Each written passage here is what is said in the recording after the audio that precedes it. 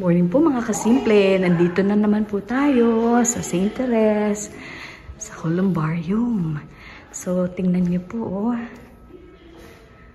Ay, wag lang tayo mag-ingay kasi, syempre, mga namamayapa po dito. May they all rest in peace. Amen. Ito po yung area na to.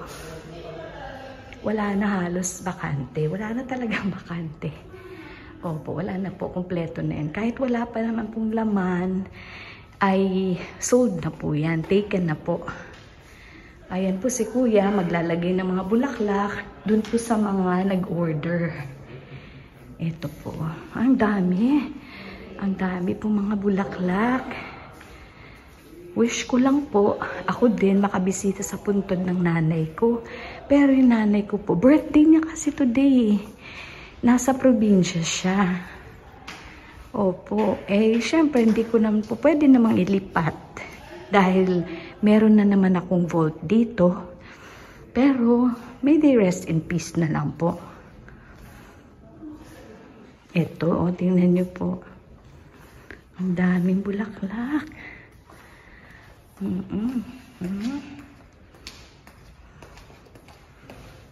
Kuya, ang dami po yatang may bulaklak today, ah.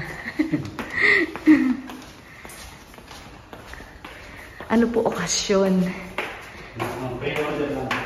Mga ano lang po? Prioridad. Ah, prioridad?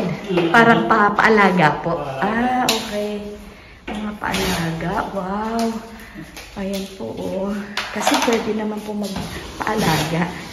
Ito lang po actually yung dagdag mong gagastusin. Yung mga additional. Ayan, halimbawa po ganyan. Ito, mga paalaga po yan. Pero wala po talagang maintenance fee. No interest po dito. Thank you, Kuya, ha. Tuwing ano po yung paglalagay po ng paalaga? Yung Saturday, Sunday. Sabado-linggo mo. Sabado-linggo. Medyo marami ngayon, no? Tingnan niyo po. Salamat po. Doon po sa mga past videos ko, actually, meron na pong kung magkano yung presyo ng paalaga. Mga 1,000 plus naman po yata. Ayan, ito po din si Kuya. Ganyan din po. Pero actually, wala po tayong maintenance dito. Like, yung pag-ano ng puntod, wala po. Kasi ito, forever na talaga. Ayan, papalitan na yan mamaya, oh. Ayan po. Okay. So, dito, konti na lang po yung natira. Yan. Kaya, text na po kayo, mag-message na kayo kay Simply Jane para malaman nyo po kung saan nyo gusto. Dito po, ang area na to, nasa chapel. Ito po yung pinakamahal actually. Kasi ang tawag po natin dito, La Chapelle de Roses. Ayan si St. Therese. That is her wax body.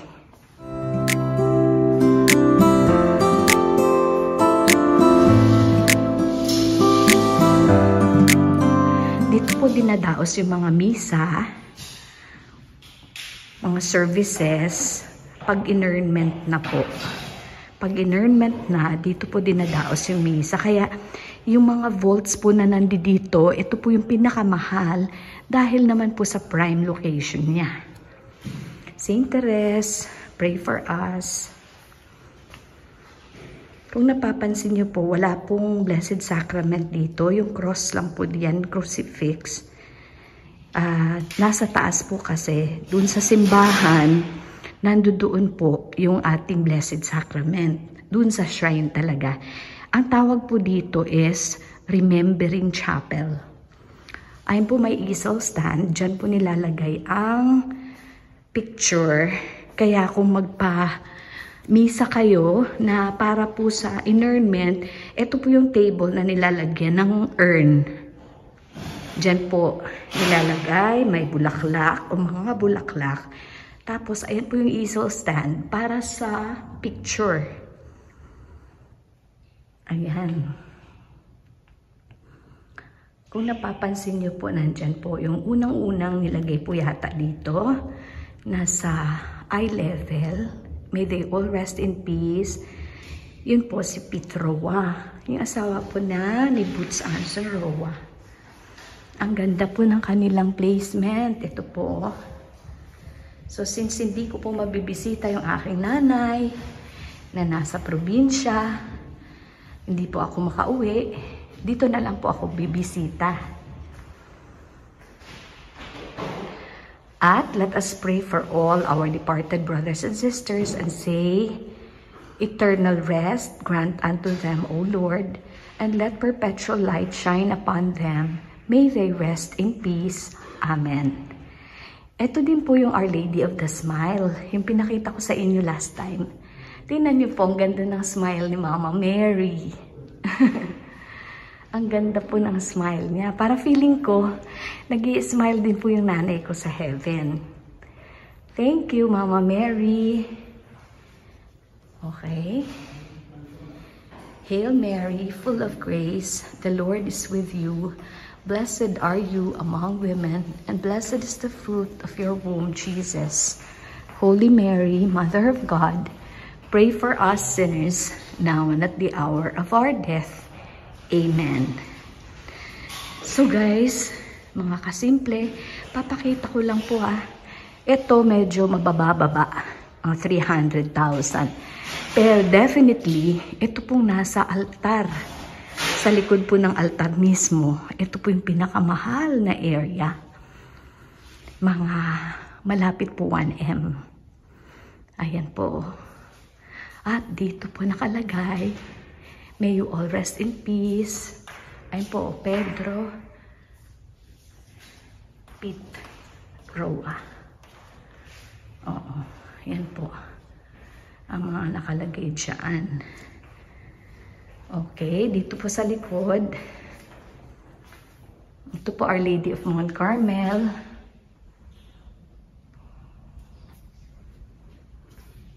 Dito. Sana po hindi naman tayo makakabulabog sa katahimikan po. Kaya po dito hindi po nakakatakot kasi marami din pong tao dito na nagtatrabaho. Kumbaga, dito po kami nabubuhay.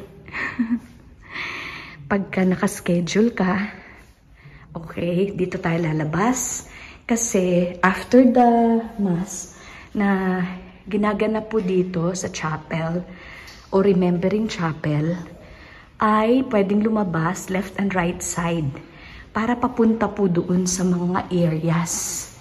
Dito po left side. Ayan, paglabas mo po sa door na ito, hindi na po sa inner square, inner area. So dito po, yung price niya talagang affordable na po. Pero aircon pa rin. Sa affordable area, pero aircon pa rin po. So, actually, ngayon po, meron tayong discount sa selected vaults lang. Yung level G, F and G po. 40% discount. So, message na po kayo. Kung gusto niyo po mag-ready na, mag-prepare. Opo, hindi po nakakatakot mag-prepare. Kasi, alam niyo po, by the way, nakakapagsalita lang po ako ngayon. Kasi wala pong tao. Nauna po ako dito maagang-maga pa. So that's why, hinihiling ko po sa ating mga mga kasamahan dyan. That's just rest in peace. Opo. So, ayan, pinapakita ko lang po sa ating mga kaibigan, sa ating mga kasimple, kung ano po yung ayos. Ito po may exit dito. Yan po. Actually, 9 o'clock po nagbubukas dito. So, ito po yung mga oil paintings. Okay. Ito po yung tinatawag natin na Ecclesiastical Museum. Ayan guys, ang gaganda. Yan. So, this is supposed to be the baptism of Saint Therese. Baptism niya po. She was born. This won 3rd place. Okay, itong painting daw na to, won 3rd place. She was christened on January 4. Ang birthday niya po was January 2, 1873. And she was baptized on January 4, 1873. So imagine nyo po yan, no? 2 days after her birth lang po. Ganun po sa France talaga. Mabilis po sila nagpapabaptize. Kasi sabi nga po, ayaw nila maging anak ng ibang puwersa. Yung isang bata. Gusto nila pagdating niya dito sa mundo, upon the birth of that child, kailangan na po agad-agad na maging Kristiyano na. So, we baptize our babies right away. Or as soon as possible, ASAP po. So, itong area na to, wala na rin pong available eh. Ayan po, bihirang-bihira, makakita ka man po ng areas dito, konti na lang po. So, ito sa taas, okay, ang G and F, ito po E, eye level, tapos that is F and G, yun po ang mga areas na may special discount na 40%. The rest, wala na pong discount. Hindi po tulad ng nandito po yung relics ni Saint Therese. Lahat po discounted. Ito po, papunta. No, papakita ko po sa inyo area. Ako po kumuha na rin po ako kasi. Opo, kailan po ba ako kumuha? Last year po. Kaya nga po ako napunta dito. Ayan. Ayan po pagka vault cover in progress. Ibig sabihin, pinapa-engrave pa po. Usually, mga 7 days po yung engraving. Ganyan, 7 days po yung engraving. Ayan, ang ganda kasi nakakapag-video po tayo dahil wala pa pong masyadong tao. Hindi pa po bukas talaga. Kami lang po ang pwedeng pumasok kasi mga agents nga. Ayan po. Yes. Pope John Paul II's visit to Lisieux. This was a painting made by Mark Angelo Villa. Ayan po. Ito, may yung mga kasamahan po natin dito. Ayan. We pray na sila pong lahat ay mamayapa. Yes, sa araw din po ng ng nanay ko, birthday ng nanay ko, na hindi ko na mabisita dahil nasa probinsya. Pero maayos na naman po yung kanyang kalagayan doon. So dito na lang po tayo. I'll just give you a tour. Yan po. Kita niyo po ang gaganda. Yan po inside. Ang sinabi ko po kanina yung inside at saka dito po yung sa outside. Pag inside, medyo malapit 300,000 po. Dito sa labas, mga 200,000. Pero syempre, may mga discount pa po yun. At kailangan ma-avail nyo na po yung discount. Napakalaki po ng 40% discount, di po ba? Sayang din po yun. Okay. Yung sa amin nga, doon na po sa may medyo dulo na yun, oh. Opo. So, syempre, wala pa pong laman yung sa akin talaga. Pero, yung sa sister-in-law ko, na binili po ng mother-in-law namin, ay nandyan na. May laman na po. Dahil yung anak niya nga po ay namatay. Nurse po kasi nung COVID. Opo, na 2020 po yata. Kung mapapansin niyo po, marami pong 2020 dito. Kasi talagang COVID. Ano po sila? Ibig sabihin,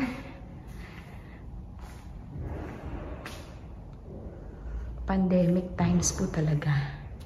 Ito ang The Story of a Soul. Ayan. Ang ganda po ng painting. Magaganda po talaga. May they all rest in peace. Amen. Eternal rest grant unto them, O Lord, and let perpetual light shine upon them. May they rest in peace. Amen. So, ito po yung death ni Saint Therese na painting. Second place. Okay, ito po yung second placer. Second placer po ito. Doon sa Patimpalak. Oo. Mga paintings po na nandito were painted on the occasion of the opening of this columbarium and the shrine of Saint Therese. Ayan po. So, ito po yung area actually kung saan, okay, sana nandito yung nanay ko, pero wala po. Dahil di ko po siya maililipat dito. Okay? One day, dito po ako. Dito po sa wall na to. Yan. Nasa corner. Dito po sa corner. Ito po mismo. Eye level. Sige po. So, ganun na lang po muna for today. Okay, let us pray some more for the eternal repose of these our beloved brothers and sisters. Okay, eto pala guys, kung gusto niyo pong makita yung loob niya. Meron po kaming sample dito. Papakita po yung kanyang dimension. Ito po, nilagyan ng kristal para makita niyo po yung loob. Ayan, yung cover na marble, yan nilagay lang po dyan. Yun po ang lalagyan ng engraving. Tapos, ito po, yung dimensions niya, pataas po. That is actually 9 inches by 13. Paloob po, 17 something. Yun po yung kanyang dimension. So, kasya po yung 4 na urns, na regular sized urns. Ayan po, para makita nyo po actually yung dimensions niya. Ito po yung ating parang receiving area. Opo, dito po kayo ang concierge, kumbaga. Ayan po yung lounge, magkabilaan. Ayan. So, may mga CRs po dun sa labas. Tapos, ito po yung, dito po papasok. Yung nasa gitna. Okay, ito po yung ating mga urns. Napakita ko na po yan last time sa isang video ko po. Ayan, mga urns available po. At meron na po kaming package. Ito po yung model ng ating shrine. Yung columbarium. Doon po sa taas. Makikita niyo po yan. Bali, ito pong baba. Hindi po ito basement, but ground floor. Ito po actually ang ground floor. Ground floor po siya. No? Dito ang entrance. Pero kalahati lang po ang ano niyan. Ang model natin. So, tapos, ito po si Saint Therese. And ito po si Our Lady of the Smile. Ayan. Our Lady of the Smile. Miraculous Our Lady of the Smile. Pray for us. Parang miraculous medal din po siya. O, tingnan nyo. So, actually, yung sa France po, Our Lady of Victories po ang tawag sa kanya. Yung image na nag-smile sa kay Saint Therese when she was 8 years old, which really healed her. Oh, she got well right away. Oo, nag-smile lang si Mama Mary. Kita niyo po, pag nag-smile kayo, kung gaano yan ka-healing. Ang healing power of the smile. Yun po. Ito naman po, mga manuscripts. Siyempre, kopya lang po yan ng mga original manuscripts na nasa France. Doon po sa ano ni Saint Therese. Ayan po ang sulat kamay ni Saint Therese. Tingnan niyo naman po. Yung The Story of a Soul. The book which she wrote. Oo, kaya naging doctor of the church po si Saint Therese. Dahil po sa kanyang isinulat out of obedience, okay, sa kanyang mother prioress, na actually blood sister po talaga niya, si Sister Agnes o Mother Agnes. Yun po. So, ito yung manuscripts, baka hindi nyo pa po nakikita. Ito po yun. Tapos, Our Lady of the Smile, ito po. Prayer while lighting a candle. Ito, kasi mga candles po natin dito. So, you drop your 10 pesos and then light one candle. Limbawa po ito. Ayan. So, whole day na po iyan magla-light up. Okay? So, ayan. Okay. Wala po siyang candle talos. Wala pong anything. Okay. And while lighting your candle, you may say, "O blessed Lord, accept this lighted candle as a sign of my faith and love for you. Like this candle, I am ready to be used in your service without asking why and to what end. I wish to stand in your presence, to be consumed by the light and warmth of your love. Please hear my prayer, and if it is your will, grant my petition.